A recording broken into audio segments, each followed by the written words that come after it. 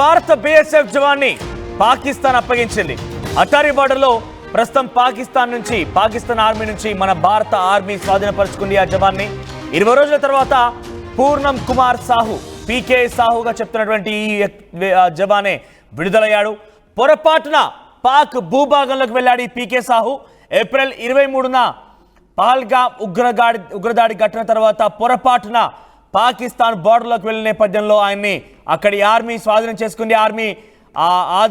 Army మధ్యలోనే ఆయన Pak army మధ్యలోనే సుమారుగా 20 రోజుల పాటు గడిపాడు.